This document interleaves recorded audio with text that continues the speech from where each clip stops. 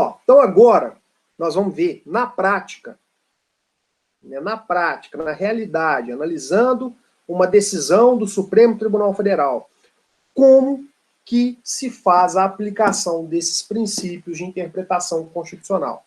Olha aí. E aí o caso que eu separei para a gente analisar é a ação direta de inconstitucionalidade, a ADI 3510. A ação direta de inconstitucionalidade, julgada pelo Supremo Tribunal Federal, salvo engano, em 2011, que versou sobre a utilização de células tronco embrionárias para pesquisa científica. Ó, o detalhe é o seguinte, o interessante desse caso é o seguinte, foi criada uma lei federal, a lei chamada Lei de Biossegurança, lá em 2005, a Lei 11.105, que previu a possibilidade de utilização de células tronco-embrionárias, células humanas, embriões humanos, para se realizar pesquisa científica. E aí, gerou uma polêmica enorme. Ó, como que a gente vai pegar embrião humano para fazer pesquisa científica? Vamos pegar um embrião aqui, vamos estudar ele no laboratório para desenvolver pesquisa científica. Isso gerou uma polêmica gigante, ao ponto do Procurador-Geral da República propor uma ação no Supremo Tribunal Federal, a ação 3510, para que o Supremo Tribunal Federal dissesse, olha, a Lei de Biossegurança, quando fala que pode utilizar embrião humano para se fazer pesquisa, ela é inconstitucional. Ela é inválida. Isso aí viola o direito à vida. A vida do embrião humano tem que ser respeitada. E foi proposto esse processo, né, chamado de ação direta de inconstitucionalidade, na qual se buscou a declaração da inconstitucionalidade e, portanto, a sua invalidação da Lei de Biossegurança, a Lei 11.105 de 2005. Olha ela aí. Lei 11.005, de 24 de março de 2005. Regulamenta os incisos 2, 4 e 5 do parágrafo 1º do artigo 225 da Constituição Federal. Estou aqui. Estabelece normas de segurança e mecanismos de fiscalização e atividades que envolvam organismos geneticamente modificados. Cria o Conselho Nacional de Biossegurança. Reestrutura a Comissão Técnica Nacional de Biossegurança, dispõe sobre a Política Nacional de Biossegurança e revoga a Lei 8.974, a Medida Provisória 2.191 e os artigos 5º, 6º, 7º, 8º, 9º, 10 e 16 da Lei 10.814. Ó, e o mais interessante é que essa lei, lá no seu artigo 5º, falava o seguinte: é permitida, para fins de pesquisa e terapia, a utilização, deixa eu até mudar a cor da minha caneta aqui para poder dar uma ênfase maior, É permitida, para fins de pesquisa e terapia, a utilização de células tronco-embrionárias obtidas de embriões humanos, produzidos por fertilização in vitro e não utilizados no respectivo procedimento, atendidas as seguintes condições: sejam embriões inviáveis ou sejam embriões viáveis, desde que congelados há mais de 3 anos, na data da publicação dessa lei, ou que já congelados na data da publicação dessa lei, depois de completarem 3 anos contados a partir da data de congelamento. O parágrafo 1º diz que em qualquer caso é necessário o consentimento dos genitores. E o parágrafo 2º, instituições de pesquisa e serviços de saúde que realizem pesquisa ou terapia com células tronco-embrionárias humanas deverão submeter seus projetos à apreciação e aprovação dos respectivos comitês de ética em pesquisa. Parágrafo 3º. É vedada a comercialização do material biológico a que se refere este artigo e sua prática implica o crime tipificado no artigo 15 da Lei 9.000, da Lei 9434 de 97. Resumindo a história para vocês. O que a Lei de Biossegurança permitiu lá no artigo 5º era o seguinte, ó, o procedimento de inseminação artificial, por ser um procedimento caro, não é produzido apenas um embrião. Né? Então, essa fertilização in vitro, fora do organismo humano, são produzidos vários embriões. É um procedimento caro e nem sempre o embrião ou os embriões implantados no organismo feminino prosperam. Por isso que é muito comum na inseminação artificial, na fertilização in vitro, é muito comum o nascimento de gêmeos, trigêmeos, porque não é implantado somente um embrião. É um procedimento caro. Podem ser implantados 3 embriões e nenhum deles pegaram. Né? O termo que se utiliza, ó, nenhum dos embriões pegou. Né? Os 3 embriões foram absorvidos. E aí vai ter que fazer o procedimento todo de novo, pagar tudo de novo. Então, olha, na fertilização in vitro acontece, né, pode acontecer, de serem produzidos, por exemplo, foram produzidos 7 embriões. Tá, não pode implantar os 7 embriões na mulher.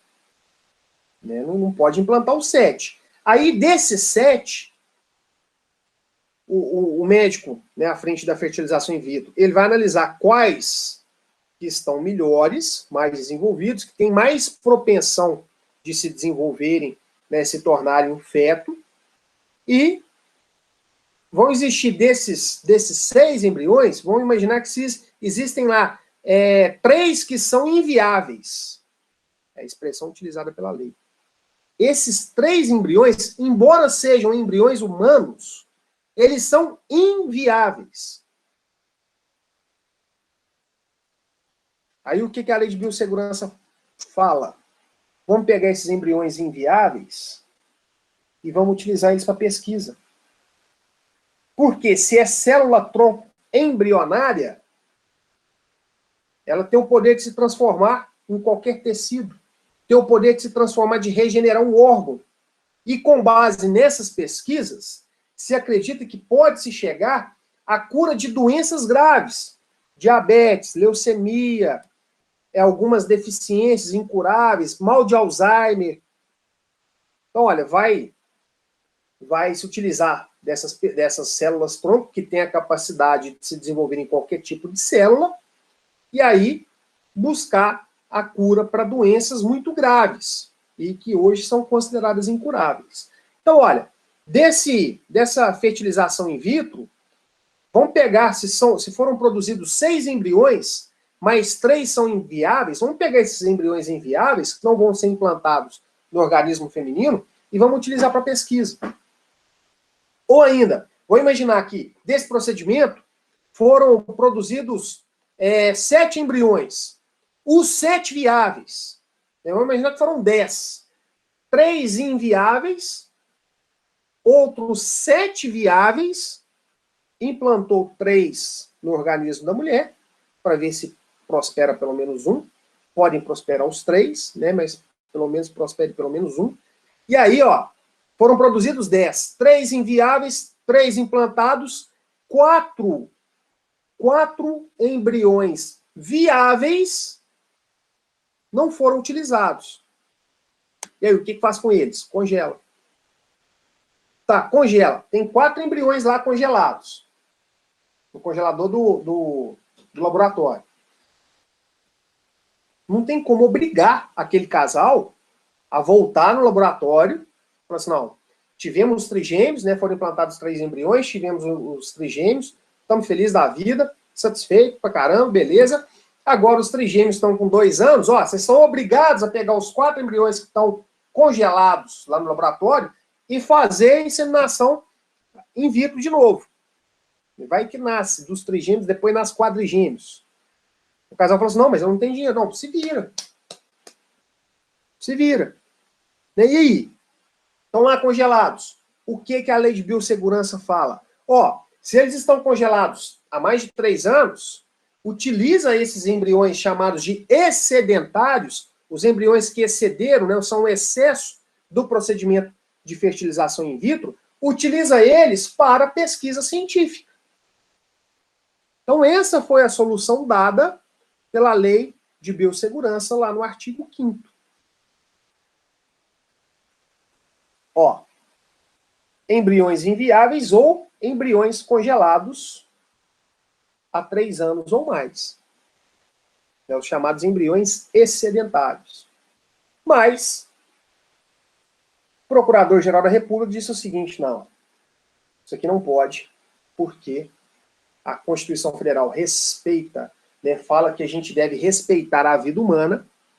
Se o embrião é humano, é vida humana, e a vida humana não pode ser sacrificada para fazer pesquisa científica. Já que eu não posso pegar um ser humano de cobaia, né, e submetê-lo, inclusive, à morte para poder fazer uma pesquisa, o embrião humano carece da mesma proteção que o ser humano já concebido. Esse é o posicionamento e o argumento do Procurador-Geral da República. E aí vamos ver o que aconteceu.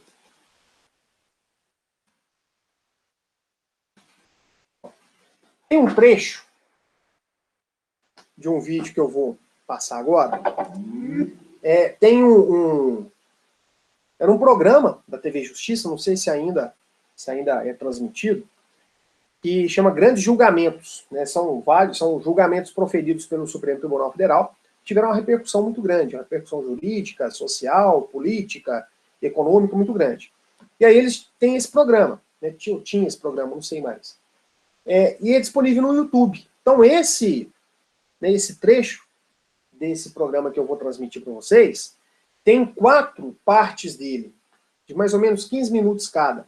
O meu aqui deve dar uns 10, 12 minutos. Mas para a gente ter a noção, né, de como que foi conduzida essa ação direta de inconstitucionalidade 3510 no Supremo Tribunal Federal. Então, para a gente ter a noção, e depois da introdução desse vídeo, a gente vai, não na aula de hoje, porque não vai dar mais tempo, mas a gente, na próxima aula, vai fazer a leitura de parte dessa decisão com os argumentos escritos pelos ministros do Supremo Tribunal Federal, e a gente consegue enxergar a aplicação dos princípios que a gente estudou. Então isso que é o mais legal.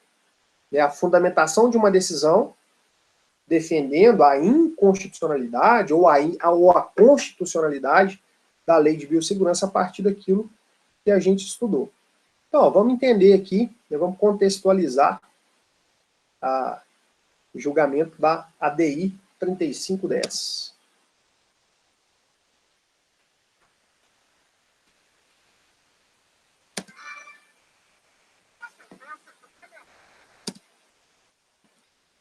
Espera aí. Vou melhorar o som, senão não vai ter jeito.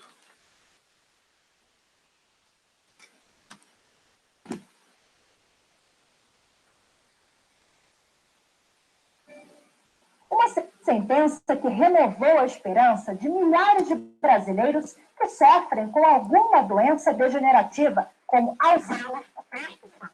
Uma decisão que dá oportunidade aos pesquisadores brasileiros de, no futuro, melhorar a qualidade de vida de pessoas paraplégicas, tetraplégicas, gente que sofre com alguma lesão permanente medular.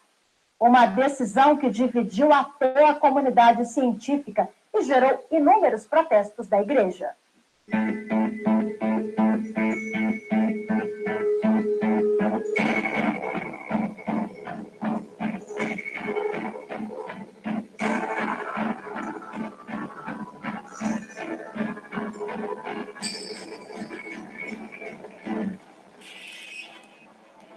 Depois de muita polêmica e muitos debates sobre o assunto, por maioria de votos, em maio de 2008, o plenário do Supremo Tribunal Federal decidiu que as células tronco embrionárias, podem ser usadas em pesquisas científicas, porque esses estudos não violam o direito à vida. O julgamento, que pela primeira vez teve uma audiência pública sobre o tema, foi marcado por cenas emocionantes, votos poéticos, defesas contundentes, que você acompanha agora no programa Grandes Julgamentos do STF.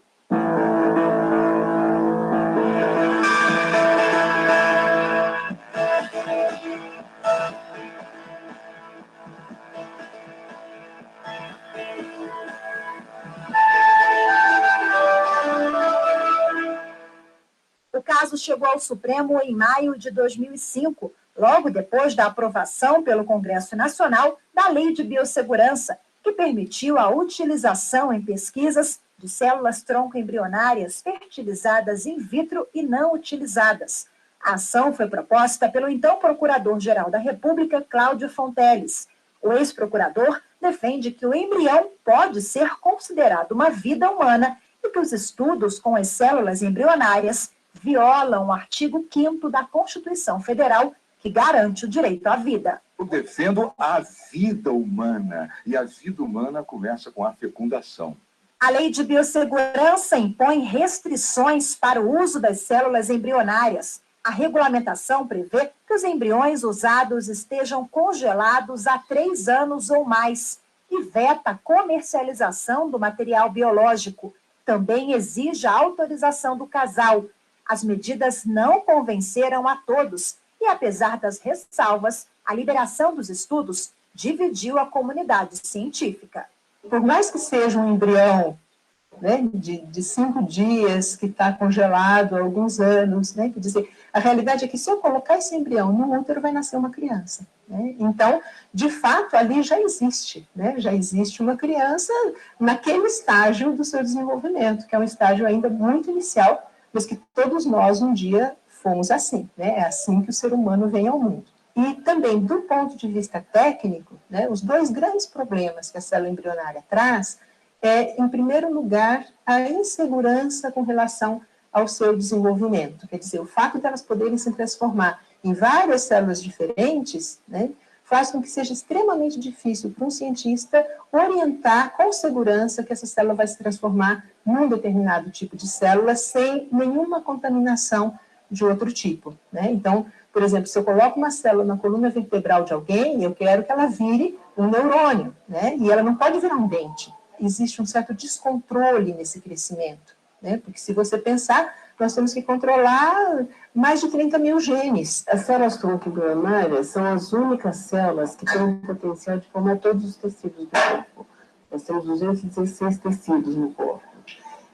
Nós temos também células tronco adultas, que você encontra no cordão umbilical, na medula óssea, na polpa do dente, na gordura.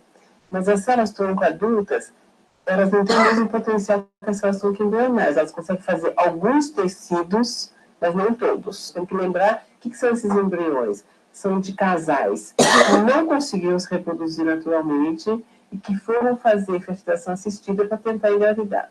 A grande maioria dos embriões que estão congelados são embriões que não são viáveis. Por quê? Porque como o casal vai lá e quer ter filhos, obviamente os melhores embriões são plantados. Os que sobram são aqueles que já não estão com a terra muito boa. São embriões onde o casal disse, olha, a gente não vai mais implantar em útero, a gente não quer mais, né, e destinaram para pesquisa. Então, se não fosse para pesquisa, nós que dar para o lixo. Como o julgamento envolveu questões científicas da genética, com temas tão técnicos para o colegiado de juízes da Suprema Corte, o relator do processo, ministro Carlos Aires Brito, deu a ideia de fazer uma audiência pública com especialistas na área. Foram convidadas 22 pessoas contra e a favor da utilização de células tronco-embrionárias em pesquisas científicas. Nós temos um ser humano que está iniciando o seu desenvolvimento a partir da fecundação. A igreja defende que, a partir daí, o embrião ele, deve ser respeitado integralmente, o seu direito de viver, e que ele não pode ser colocado simplesmente à disposição da pesquisa científica, ainda que nessa pesquisa possam haver resultados positivos e, eventualmente, importantes. Porém, pelo fato de o embrião humano já ser o ser humano ele é indisponível, deve ser integralmente respeitado do ponto de vista da sua vida.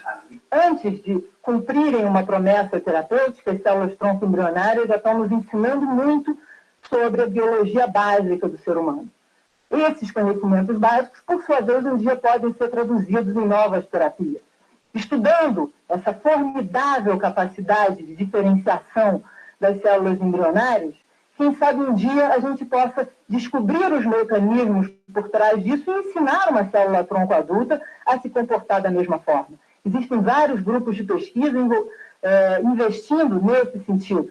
O debate promovido pelo Supremo também reuniu ONGs portadores de várias doenças degenerativas e representantes da sociedade civil. A doença que eu tenho é uma das doenças que está sendo estudada com pesquisas com células-tronco embrionárias, e eu acredito que qualquer possibilidade é uma possibilidade, né? Várias dessas doenças, até pouco tempo atrás, não tinha nenhuma expectativa de tratamento, nenhuma expectativa terapêutica, e só de hoje ter uma expectativa, né? Isso já é grande coisa. E que também a gente tenha consciência de quantos pais, mães, trabalhadores, carregando nas costas a batalha da vida, o peso da criação da família, quantas pessoas dessas que eventualmente tenham sido inutilizados por um acidente possam voltar à ativa, a trazer luz, comida para o prato de seus filhos e uma melhor perspectiva para a estrutura da nossa sociedade como um todo, e não esses rancos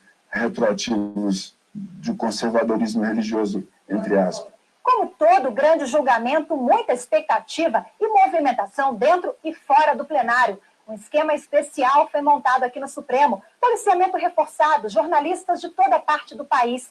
Como toda sessão histórica, atraiu a atenção de toda a comunidade jurídica e membros da sociedade civil. Pessoas com deficiências de todo o país fizeram questão de acompanhar o julgamento aqui em Brasília. Durante as 3 sessões em que o plenário do STF discutiu a lei de biossegurança, foi preciso mobilização especial de funcionários da Corte. Era visível o esforço dos que vieram de longe para acompanhar o julgamento. A fila para a entrada no STF começou a se formar horas antes do início da sessão. Advogados, estudantes de direito, médicos, padres. Todos disputavam um lugar nas cadeiras do plenário, que estava lotado. Na plateia, os ouvintes prestavam muita atenção em cada voto, cada argumento, palavras que poderiam mudar os rumos da vida deles. A Constituição, no artigo 1º, inciso 3º, fala sim de dignidade da pessoa humana. Mas ela já se autoexplica. Dignidade da pessoa. Ou seja, um ser dotado de personalidade, porque pessoa detém personalidade. A personalidade é um atributo da pessoa humana. E quando a Constituição, no artigo 5º, fala de direitos e garantias fundamentais, inclusive a vida, ela diz e assegura tais direitos aos brasileiros e estrangeiros residentes no país. Ora, toda evidência, um embrião não é um brasileiro, ele não tem nacionalidade. E enquanto permanecer ali in vitro, fora do útero materno, sem possibilidade de nidação, ele jamais vai ganhar uma nacionalidade. Também não é um estrangeiro. Essa categoria de brasileiro e de estrangeiro, como condição para gozo dos direitos e garantias fundamentais, essa condição, né, para o embrião é um indiferente jurídico. O embrião jamais vai alcançar o status de brasileiro ou de estrangeiro.